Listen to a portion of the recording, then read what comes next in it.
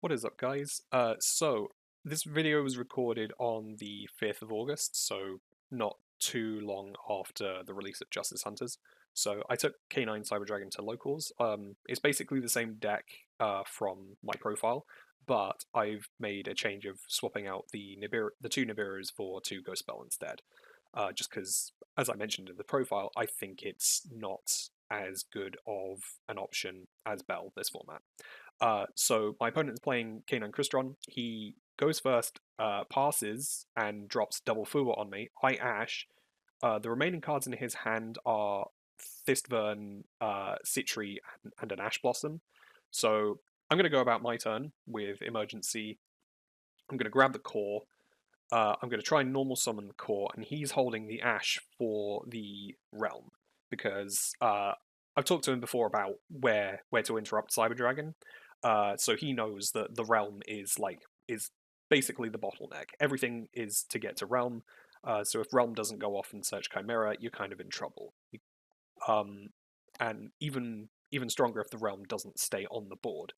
So, but here in this case, case of K9 is dropped. I search for Izuna. Because obviously he's activated 3 effects in hand this turn. Izuna is super live. So I'm just looking through my extra deck real quick, trying to decide how to sequence this. But I'm going to drop Izuna. Izuna is going to trigger sending the Lupus to the graveyard.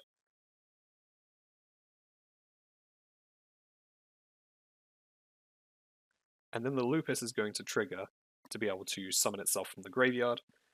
So now I have a couple beat sticks on the field. They both gain 900 attack from Case for K9 because he's activated a card effect, a monster effect in hand or grave this turn. And the core is going to be linked off for Clockwork Knight, sending the realm to the graveyard to grab Clockwork Knight, which is going to give everything another 500 boost. So this is game. And I only gave him 1 draw. So because it was a long day, we kind of take a moment to kind of deliberate how much damage there is on the board, even though it's 3-5 for Izuna, 3-7 for Lupus, and 1k for the Clockwork Knight. It's been a long day, and the maths brain is not working, so we're kind of just deliberating for a moment. But I'm super confident that it's game, and after racking my brain for a moment, I do figure out, yes, this is indeed game. So we're about to move to game 2. It's worth noting, I play against this guy quite a lot. We're both friends, and we both have a habit of shadow siding. So we basically play mind games with our side decks quite a lot to try and make the opponent's side incorrectly, which often leads to some very interesting opening hands, depending on whether we guessed correctly or not. And it often makes the siding harder than the actual game itself. So anyway, game 2, he does not brick this time. He opens Recycler. So he's going to send the Sulfador from deck to grave. So I just take a moment to read this, because I'm not too familiar with the Crystron cards.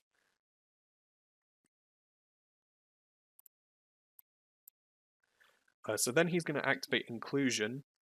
So I am about to Ash this, just because I know this card is pretty strong for them. You may notice he's opened Double Judgment, though, so that's going to come into play later on.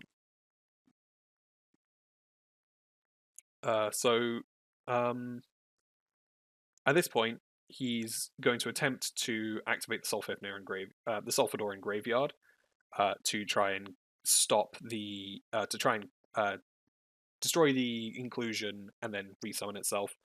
However, I do have a Bell in hand here, which is going to be dropped in order to stop the summon of Sulfador. So at this point, he's going to set to and pass. But this is by no means a weak board by any stretch. If he survives until the next turn, he has Sulfador live again. He has a Joker in hand. We're just talking here about whether the negation of a negated activation means that it wasn't technically activated, just in the case of Izuna. Um, so yeah, so my turn rolls around, and I have just top decked the power bond, if memory serves. So the combo is kind of dead, and if Realm being ashed wasn't bad enough, the Realm being hit by Solemn Judgment is even worse. As I mentioned before, if the Realm doesn't stick on the board, it's even worse, just because it means you don't get the additional normal summon. Even if you couldn't get the search, if you already had the Cyberdark Chimera in hand, you could at least normal summon it. So at this point, I just do what Cyber Dragon players do best and Contact Fuse, just to get some damage in, because he's now at 4k. So now I'm putting into 2k. Unfortunately, I don't think this was probably the best play to make, but given that given that it didn't really affect like the actual outcome of the game that much, it didn't matter in the long run. So he top decks into Solfifnir. So his Jokel is finally live. So he drops Jokel on Solfifnir. So at this point, I know that either Ripper is coming down or something else. So it's time to fire up Lancia to stop his Crystons from banishing themselves from the graveyard.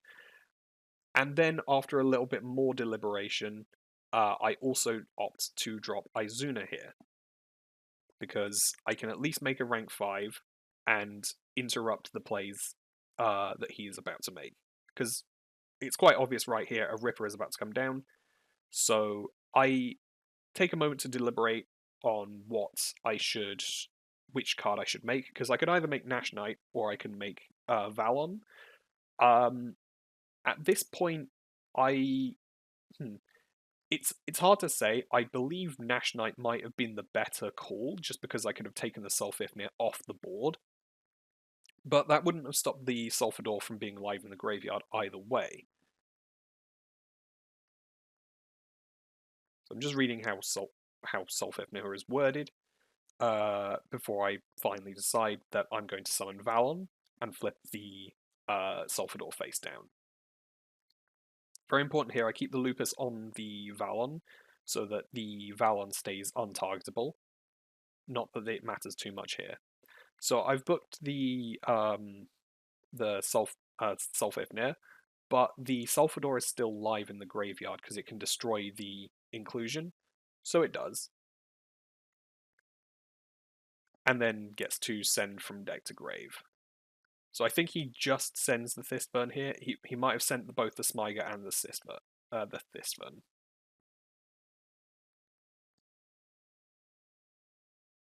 So he's just going to read Valon to confirm how it works.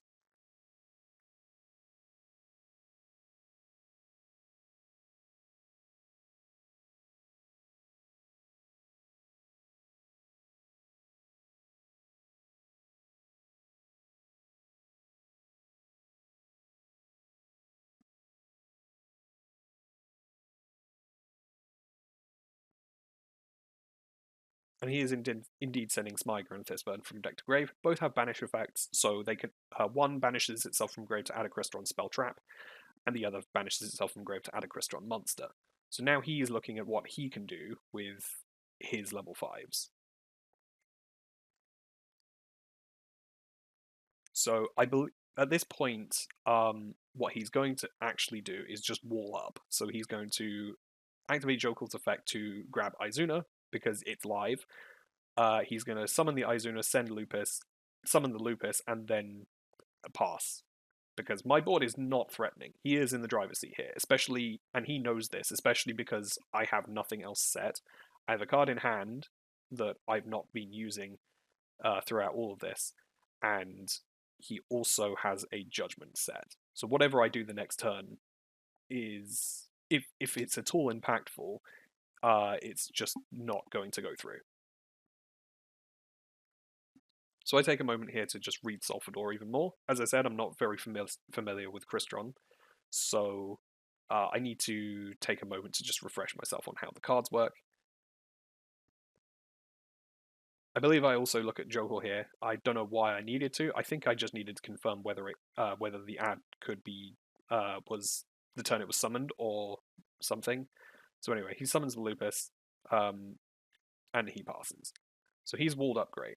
Um, so basically, I need to now deliberate on what I need to take off the field because my hand is not going anywhere.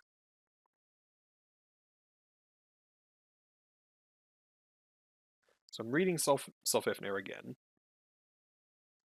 just to confirm that I also cannot destroy it by battle, because otherwise it will trigger as well. So I switch Val into attack mode. I think I deliberate here on what to attack, and ultimately decide that the Lupus should go. Although we do make a mistake and the Lupus goes to the graveyard, but it doesn't. That doesn't really affect much.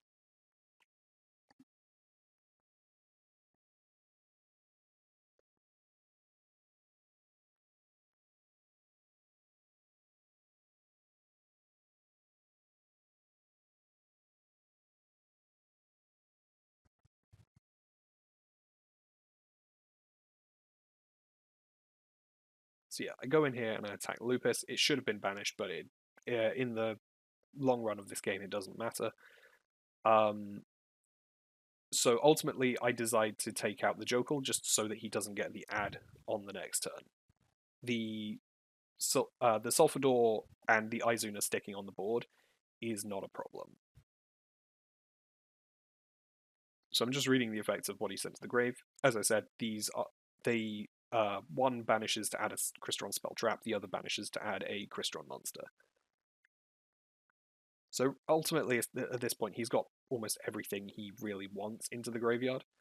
So Valon is just going to smash into the Jokel, and I'm going to set the the dead power bond in the same zone as the Solemn Warning as a bluff, and that's basically going to be my turn.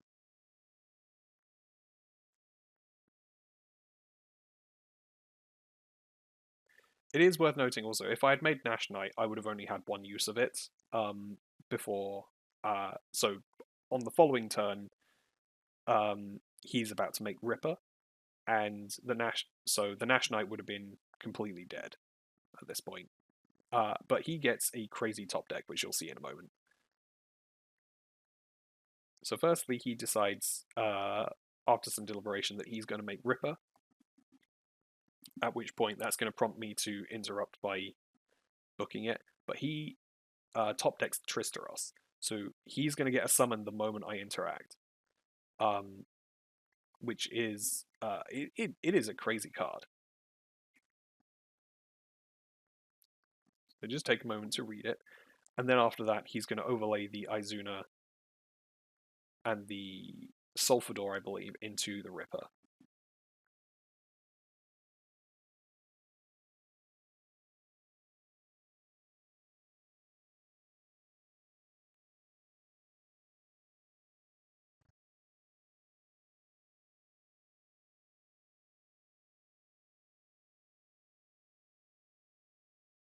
So yeah, the Ripper drops on the board here, and that prompts me to activate Valon, but that prompts him to chain Tristeros. So he's going to get a summon from deck.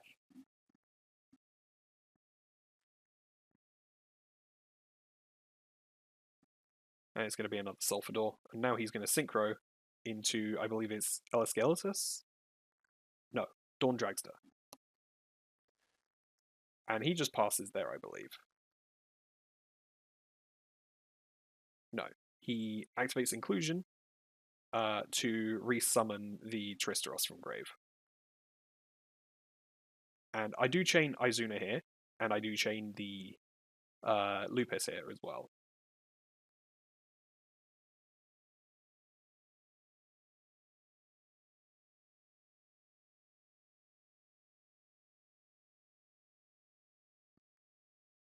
So yeah, he's going to get his Tristeros back.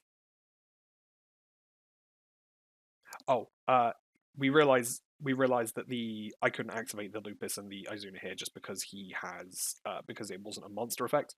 That was bad on my part. So we corrected that. So now he summons the Elascalatus.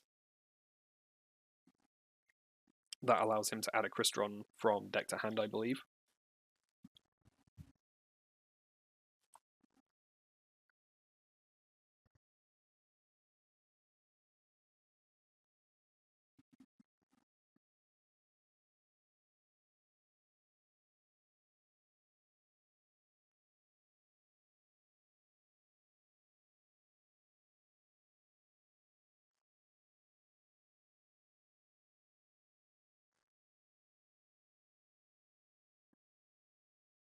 So he's going to add the Thistvern from Graveyard.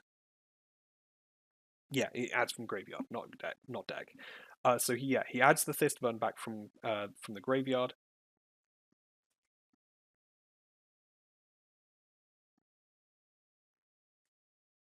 And then he's going to I think he just swings in here.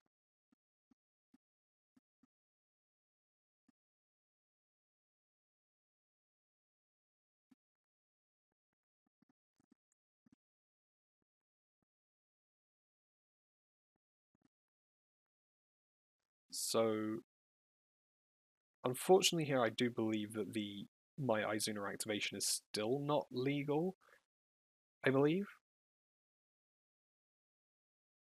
Unless that was the Tristeros that activated, that prompted it. Yes, it was. The Tristeros banished itself from grave to destroy the Ella Skeletus and summon two. So I'm going to make Nash Knight here, but um, he's going to counter that by summoning his own Nash Knight. So that's going to basically invalidate mine, because whatever he does after this, I can activate Nash Knight to try in response. But because of that, he can chain his Nash Knight and take mine and invalidate mine, which is a very heads up play. And at this point, I'm gonna see what my top deck is the next turn, and the writing will be on the wall because I'm out of Valon activations, and my only other response has been thwarted.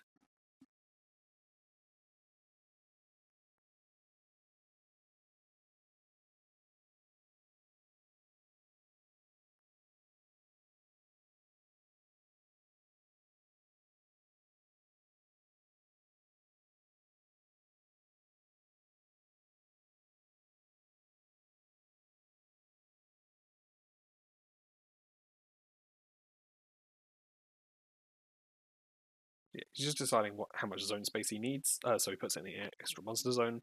Uh, Sometimes you don't want to do that against Cyber Dragon, but he knows that I'm running relatively low counts, so he's fine with it. Plus, it's there for his turn, so that I don't interrupt him. So he's fine with it being in the extra monster zone here.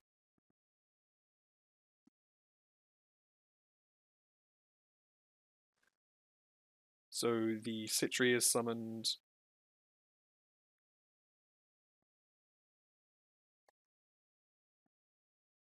The Smyger is banished to grab a Crystron Inclusion. The Inclusion is activated.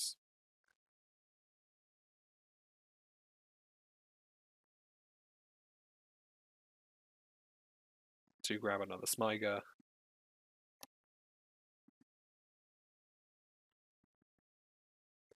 And I think at this point I kind of see the writing on the wall. He's gonna banish the Sulfador. He's gonna summon the Sulfador by destroying the Inclusion. He's gonna synchro summon the big guy. Not even gonna try to pronounce that. I'm gonna try and take it, but he's going to chain his own Nash Knight. And yeah, so at this point, I am going to concede, and we're about to go to game 3.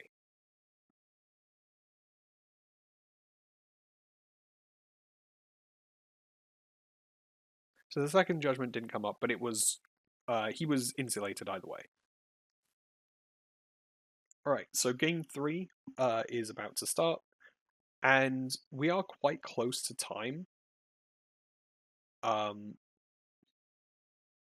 So it's imperative that we play quite quickly.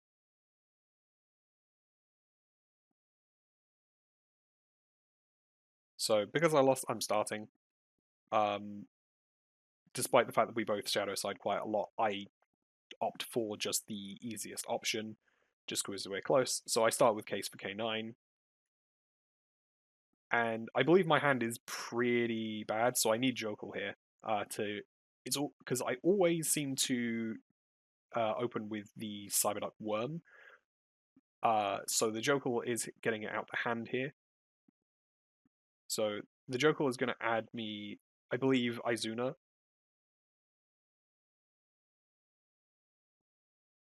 No, Lantern.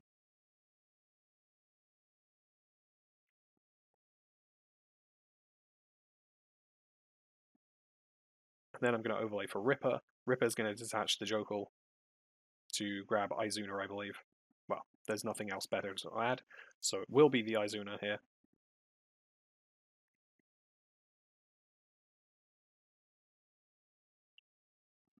The Lantern is going to be dropped, summoning back the Jokel. The Lantern's going to add Case for K9. Not Case for K9, Force Release, should I say.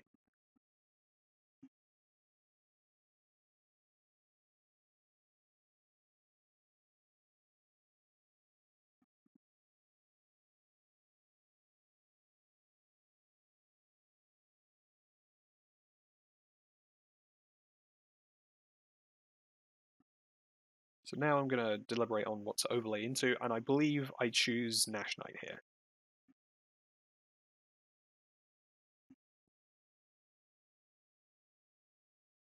So I'm going to set a card, and then I'm going to pass the turn. I can't remember what I set here. I believe it was different dimension ground, maybe. I know I sided that in, but I don't believe I top decked it, so it might just be a bluff set. So he's going to Dark Ruler me, and then he's going to realize, wait, we're so close to time, and now he can't do any damage.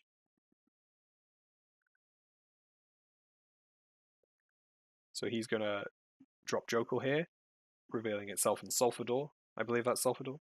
Yeah.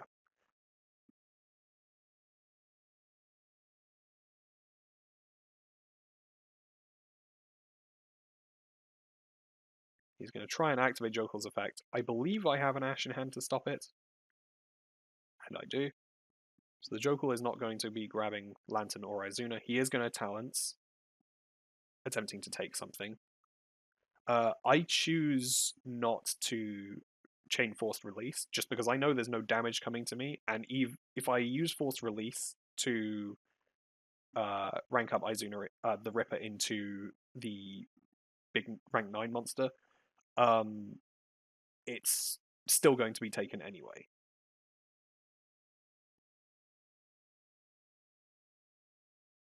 Plus, the Ripper is negated, so it's not like it's insulating his plays at all.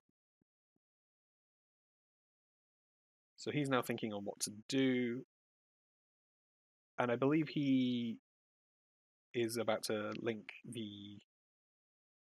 No, he's going to make another rank 5. And he's going to make Riverstormer, and I'm going to take this. No, I'm going to activate Izuna, is what's going to happen. He's going to attempt to negate, remember it, and I believe he already knew it was negated, but he's going to get rid of its last material anyway. So I'm going to send the Lupus. The Lupus will be summoned, and then I'm going to overlay into Valon. And I believe the Valon will book the Riverstormer. So I'm conserving the Nash Knight here.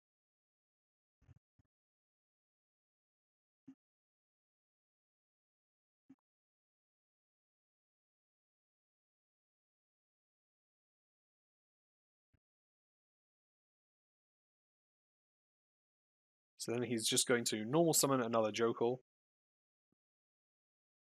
He's going to make SP Little Knight, I believe, here.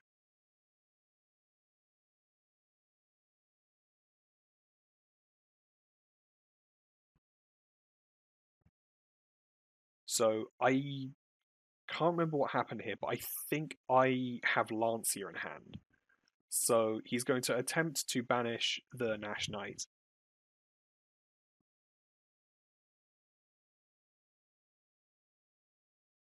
And I'm going to chain the Lance. No, because it can banish from grave as well, so I bell this. He chains SP and I chain Lancia. So my hand was quite well positioned into this matchup. And because he can't do any damage and the next turn I will just swing into it, he just concedes.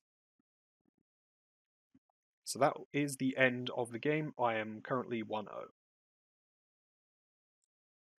Alright, so in round 2 we are up against Super Quantum K9. So obviously I know what the K9 bit does. I do not know a thing about super quantums, other than they put up towers that is also machine. So, yeah. So anyway, I start, and he opens no hand traps. So I just make the biggest board I can. So core searches realm, realm searches chimera, chimera is additional normal summon. The core goes to the graveyard to summon Clockwork Knight, which sends the realm to add Clockwork Knight from deck to hand. The chimera will ditch it for Power Bond.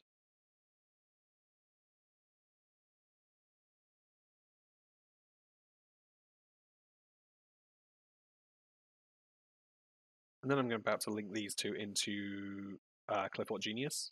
It should be.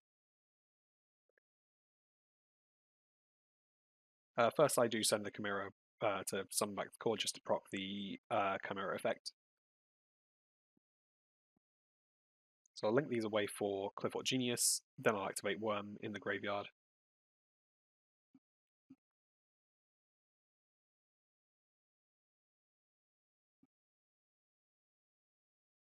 So I send another core here, it should be. So I summon it, get the realm back. I banish the Clockwork, discard the realm, search Regulus.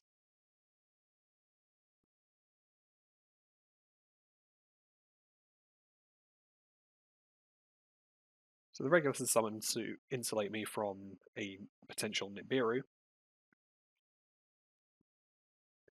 Then I activate Power Bond to banish the two cores from grave to summon Rampage. And the Rampage will activate sending two from deck to grave, so I'll send a Hertz and a Naxter. The Hertz will add back the Naxter because I already had the Cyber Dragon in hand. I'll overlay for Ripper, so Ripper will grab me a Jokel. And then I'll summon the Jokel to the and the Cyber Dragon to the Clifford Genius zones, which will trigger it, allowing me to add the Dizzer Blaster from deck to hand. So he's just going to have a quick read of that. So Joker will add Lantern to hand, and just need to we'll have to make a quick cut real quick because my camera is about to fall off here. But first I make Quinquery to summon back the Rampage. And then the Quinquery and the Clifford Genius are going to be linked away to summon SP Little Knight.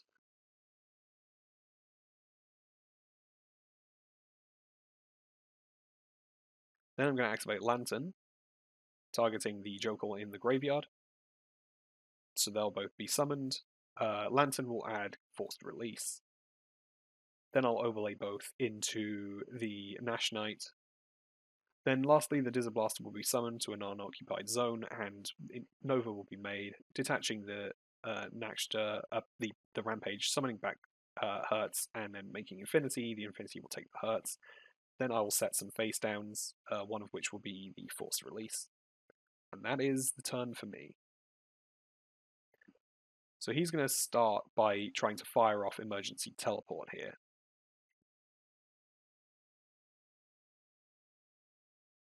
So I let this through, just because I don't know at this point that he's on Super Quantum. And I did, because before the local started, he was playing Super Quantum in red sleeves, so I didn't realize he had changed his sleeves that quickly. So anyway, he summons out Blue Layer, grabbing himself the brand new Black Layer.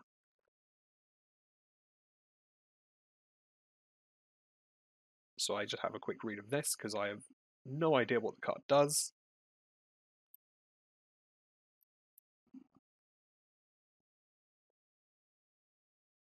So then he activates the Black Layer in hand,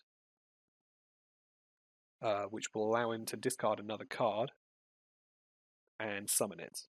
The discard is not cost, so I just opt to negate the effect with Ripper. Then he activates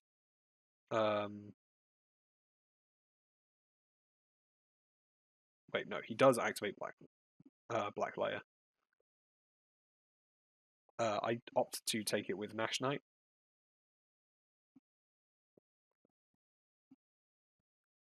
So then he drops the Fairy Zetan, or Zetan, or however it's pronounced. So at this point, I'm going to Chain Force Release to get rid of it and also summon the big guy, the werewolf, and then he concedes. Alright, so starting with game 2, he opts to go first. I drop Foolos, and he's just gonna give me all the draws here, as you're gonna see. He's gonna combo right into it. So he starts off with Case, obviously adding Izuna, so Izuna is live because I've dropped Foolos on him. So he's going to drop Blue Layer, use the effect to grab the Pontal Fairy Z10.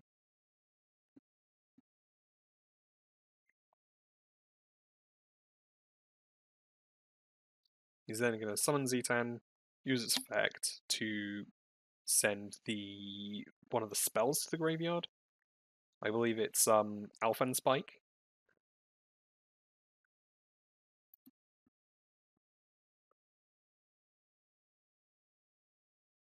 I think he's just checking what cards there are. Oh, no, I'm reading. And then he summons White Layer. So that'll send the Black Layer to the graveyard.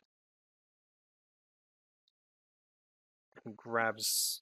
I don't know which card that is that he grabbed, but I believe it's the Layer 19 card.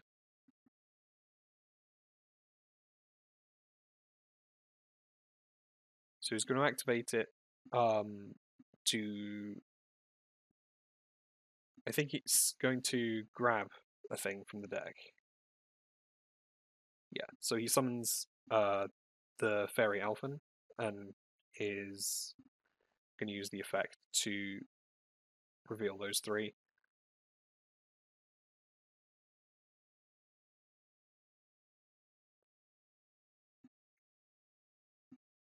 So he'll summon the green layer and the others will go to the graveyard. And obviously that's the summon from deck, so I get a draw.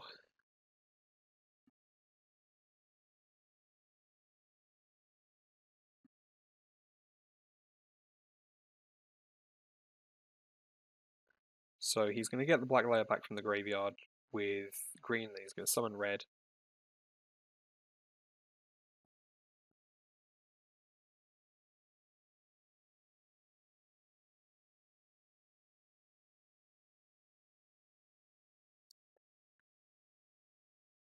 So he's going to get the white layer back from the graveyard, and he's then going to overlay those two into, I believe it's the white Rex, Lustrex, that's it.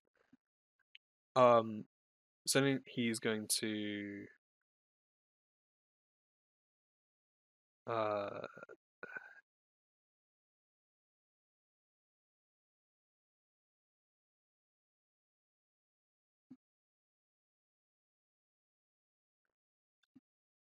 so next he's going to summon the Lupus from hand, because I guess he drew it, make Ripper. Then he's going to use the Ripper to grab probably the Jokel.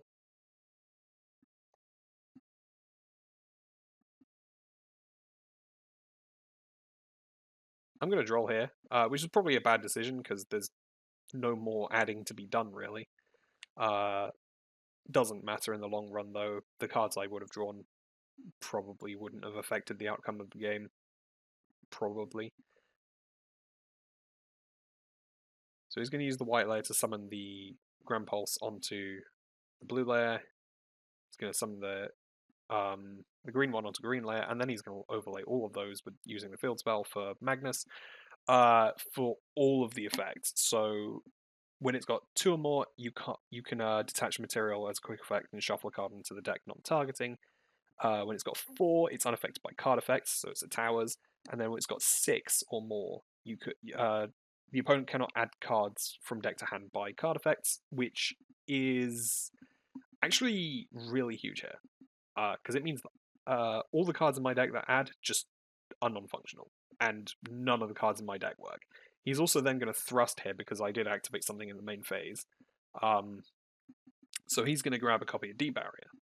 So this game is locked up pretty tight against in his favor. So I can't add hand effect. There's a hand effect negation on the board.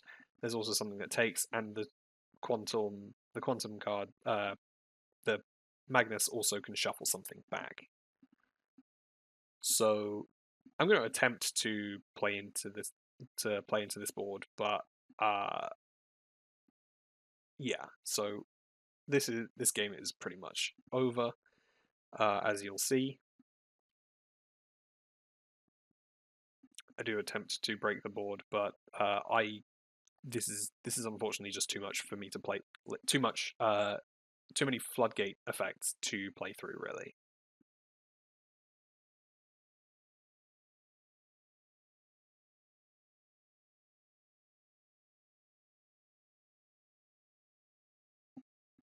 So obviously, the moment he sees the Cyber Dragon, he's gonna be forced to act here.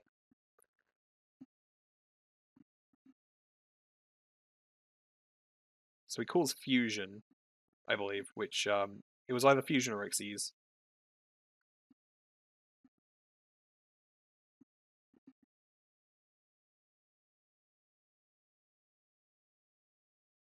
Given that I'm not contact fusing, it was probably Fusion.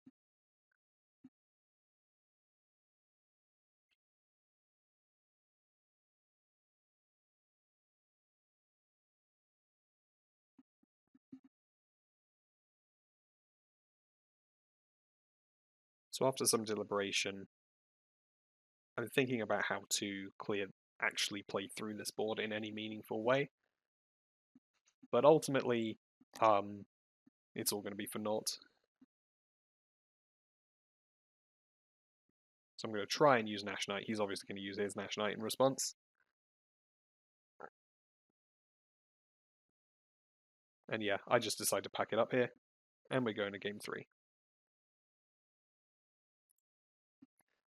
Alright, so starting with game 3. So I opt to go first, and the worst thing happens. He has Perulia, and my hand is all summoned from hand effects, basically. So he is going to get a lot of draws from this if I choose to play into it. Unfortunately, if I choose to do nothing, I'm probably going to lose. So I do choose to play into this, which again probably might not have been the best choice. But I was going to give him some draws either way because all of the cards in my hand were going to do something. We're going to be summoning from hand. So I just choose to try and make the best board possible and play into it.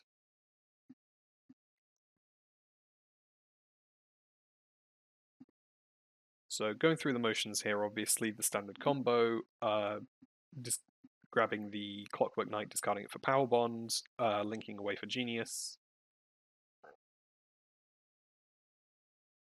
Trying to kind of bait out hand traps where possible with like the Clockwork Knight and whatnot.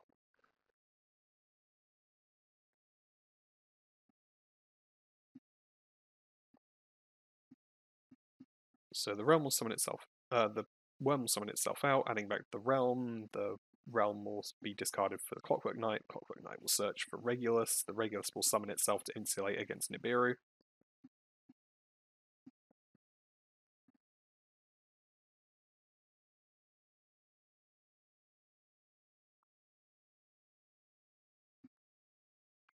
He's going to attempt Izuna here just because, well, it can force out a negation from my board. Also deck thin, so he won't be drawing into the Lupus. And at any time he can try to make Ripper, or Nash Knight, or Valon, or something like that. So I'm gonna summon the Rampage. He's gonna summon the Lupus out.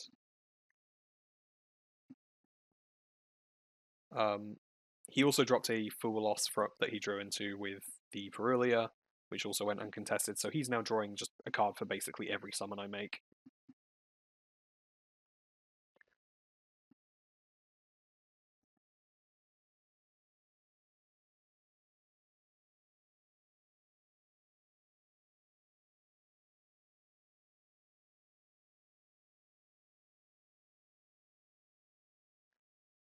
So I do the joke. So he does try to quick Xyz here, which I negate with Regulus. I do the Joker play to summon to both zones of Genius.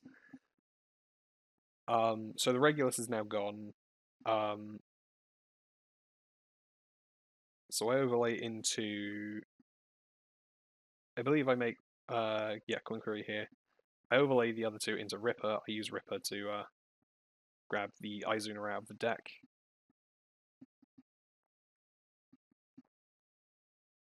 The Quinquery brings back the Rampage. The Lantern will summon itself and the Joker back to Genius's zones, which will proc it again. I'll grab the Quick Play spell, the Force Release. I'll link those both off into the SP, banishing the Lupus so that it won't be a problem ever again. Overlaying those two into the Nash Knight. And then I'll be probably dropping the Dizzablaster here, yep, in so that I can make the Nova and Infinity play. And he's also dropping Lancia, which I think is far too late, but yeah.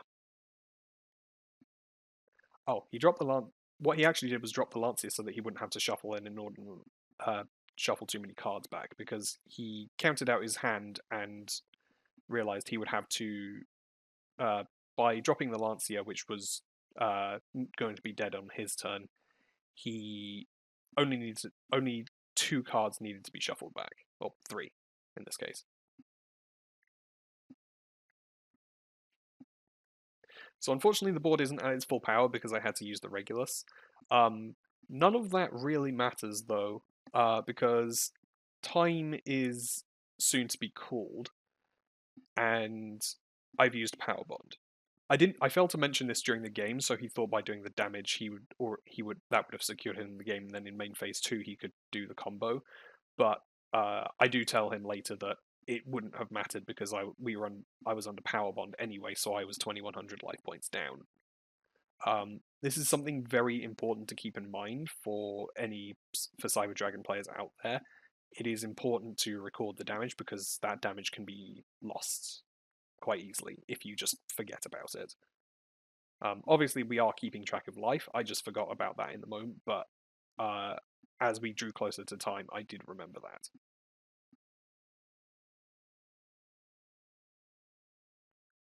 So yeah, he's going through his K9 plays. But now he's going through the Quantal plays. So he's summoning White Layer by discarding the red.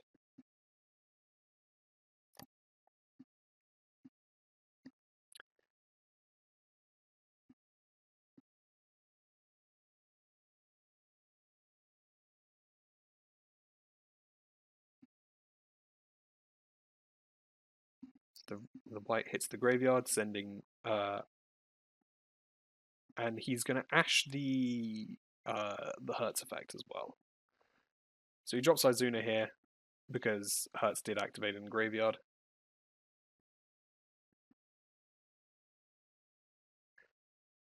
And at this point, time is called.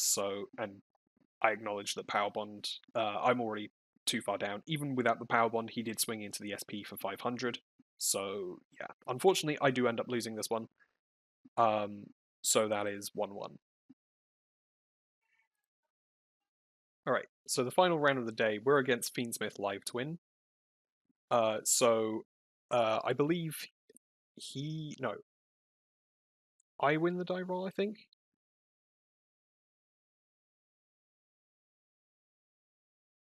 No, he wins the die roll. So, worth noting that all of the live twins, I believe, are like fiends. No, some of them are Aquids, but all of the Link monsters are like fiends. So any one of them can go into Fiendsmith combo. So he starts with the Engraver here. I do droll him just because I am aware that not leading with the continuous spell for Live Twin basically shuts off like the ability to properly go into that combo. So I do droll here, even though he added the tracked, added Sanct instead of tracked. So he summons the token with the tracked, but he forgets to fire off the Link Monster effect. I believe it's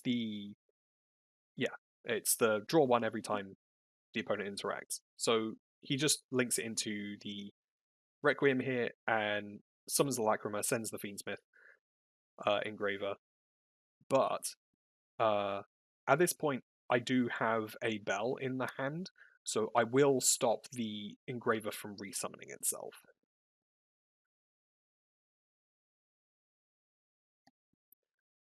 So this is pretty big because he's already gone through like the Fiendsmith, most of the Fiendsmith links that matter. So he's going to make the he's going to make the sequence, and he's going to fuse the two engravers and the Requiem engrave for the Desiree, and then he's just going to put the then he's going to link those to Agnum Day. He's going to summon back the Desiree and equip both the links to it. And that is just his turn. Now, I did talk to him between games about this, but I start off by firing Emergency, so that grabs me the core.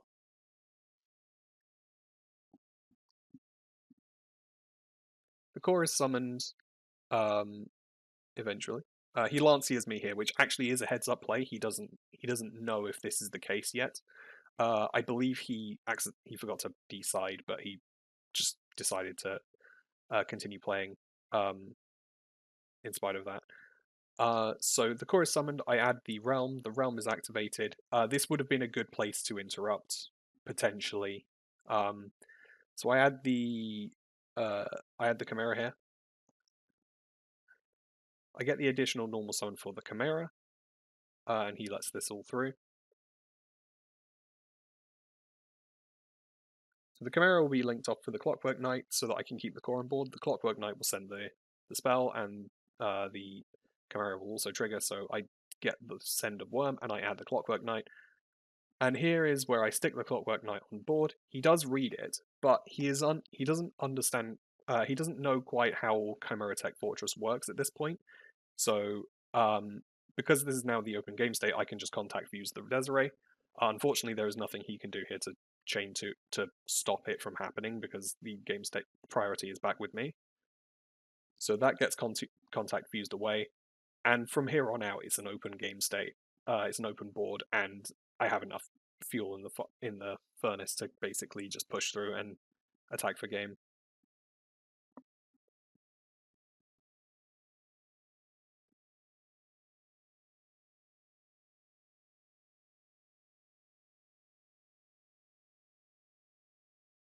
So I'm just thinking here about how I am going to get to game.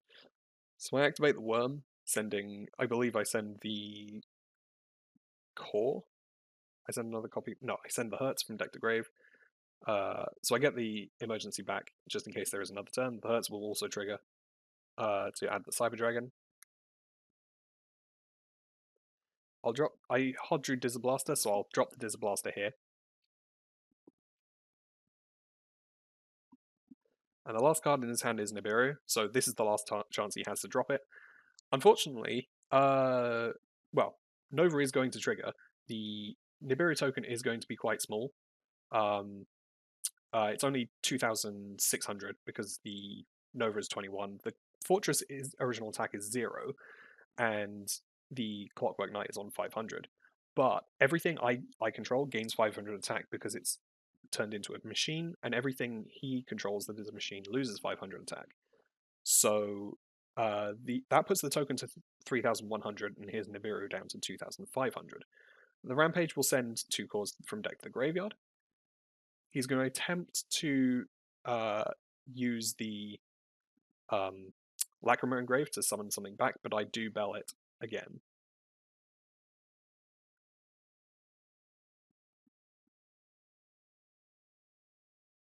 So here we have three attacks with 2,600 and one with 3,100, and that is enough to take the game.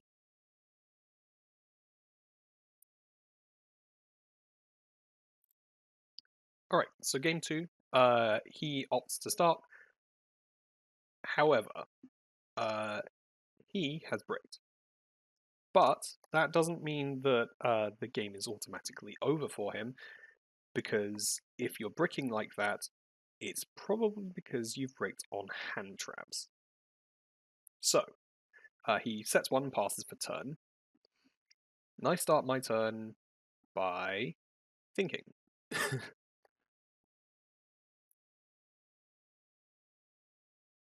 So I activate Realm, and the search does go through. I'm about to get drolled, I believe, if memory serves.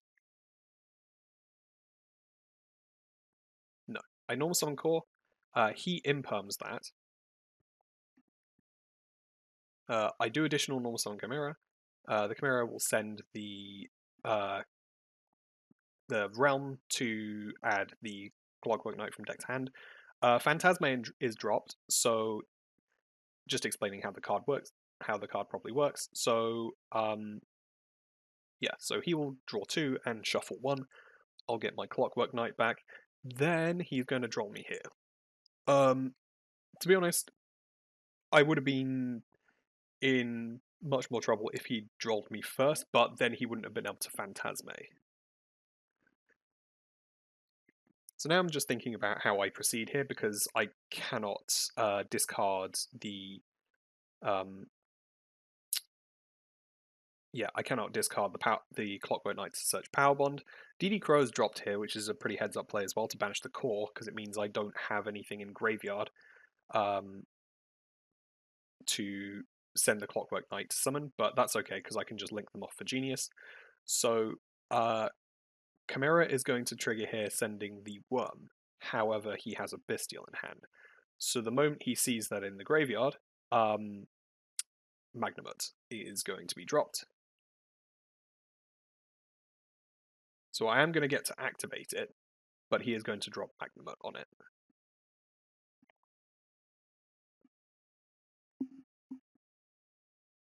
So already that is a lot of hand traps. That's 4 cards out of his hand.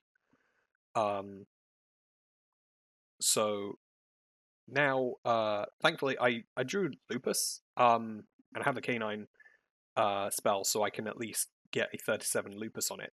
Genius, however, is unaffected by all spell and traps, which means that it does not gain or lose attack from Clockwork Knight. So it is just on 1800, unfortunately. And I just read this here to confirm that. If it said it was unaffected by the activated effects, it would gain the attack. Unfortunately, it's all effects. I also remember just the imperm column, so I move it there. Doesn't matter in the long run. So yeah. Currently the Lupus is on 37. I activate Thrust just because he has a bunch of cards on the field, but I cannot draw, so and nor can I add from deck to hand. So whatever I'm searching here is for a future turn. I do spend a moment deliberating on this, but I think, if I remember correctly, the consensus I basically came to was there was nothing really worth it. So I think I set an emergency here just for the next turn. Yeah. And I set it in the imperm column, just because it's not going to matter for the rest of this turn.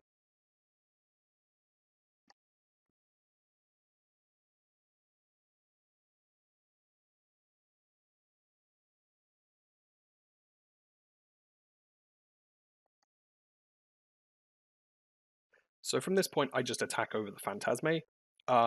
The effect to protect from targeting is ultimately the thing that I am most worried about. So I decide that that's how I should deal with it. Then I make the SP to get rid of the Magnamut, just so that there's no pressure left on the board. I would have targeted something in the graveyard if there was something worth sending. Uh, the thing that would have been worth banishing from the graveyard came a turn later, the Fiendsmith Engraver. So he's going to activate Engraver, summon the token. However, he is under Clockwork Knight, so nothing on his field is a light machine any longer. Which I explained to him right now. So he cannot link off the token for Fiendsmith Requiem here.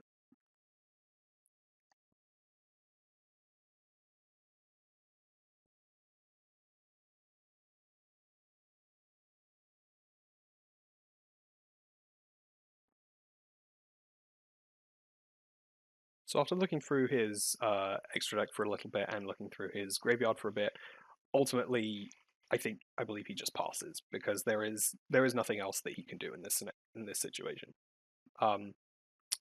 Whatever the last card in his hand is clearly isn't live per se. It's the Ash Blossom, so he needs to be able to link those away. So the Ash Blossom links it away for an SP. So he can attempt to SP to banish, but he can SP, but he can't banish.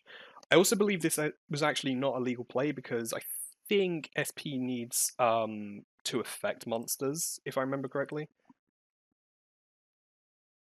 Yes, so this wasn't actually a legal play anyway, but it doesn't. Ultimately, it doesn't matter because I end up taking this game just because I can out advantage from this point onwards.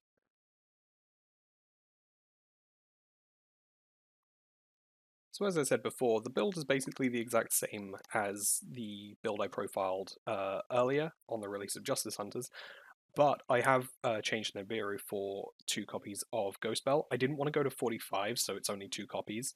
That being said, I will be experimenting more with the deck as we go forward, and I do want to fit a 3rd copy in just because I feel like the card's value is quite high in this format. Droll comparatively is starting to wane in terms of how good it is. Obviously, against decks with any form of legacy support, it does really well because legacy support is always backloaded with a bunch of search cards. Case in point, Cyber Dragon has so many, like Core, Hertz, Emergency Realm, even Chimera. And then that's not even getting onto the fact that like Jokal and Lantern are 2 main deck search cards, and then you have Ripper, which I mean, obviously Ripper can stop Droll from resolving, but at the same time, like if you've already had to use the Ripper to stop something, then like it's still going to resolve. So yeah, I would like to fiddle around with Bell more. Maybe I will flip the ratios of Bell and Droll. We'll see going forward. But yeah, so let me know what you guys think. Obviously, I don't think I played perfect by any stretch of the imagination. There's a lot to improve upon playstyle wise, and also just in terms of understanding what the opponent's deck is trying to do. Obviously, I understand what things like Fiendsmith Unchained, Fiendsmith Evil Twin is doing, but Crystron I definitely need to brush up on a lot more because it is a lot more prominent now. And Super Quant, although it is a rogue pick, it did end up winning the event this evening. It went completely undefeated. I went 2-1, so I got 2nd place, and the Crystron K9 player got 3rd place, coming up with the same record, but obviously having my tiebreaker meant they were in 3rd. But yeah, let me know. Hope you guys enjoyed the video. Let me know what you guys think of the deck and my plays. I am open to critique always. So with that, I plan also on recording more at locals as long as they allow me to. So you guys may end up seeing more of these as time goes on. So yeah, for now, that's all. I hope you enjoyed the video, and I shall see you guys next time.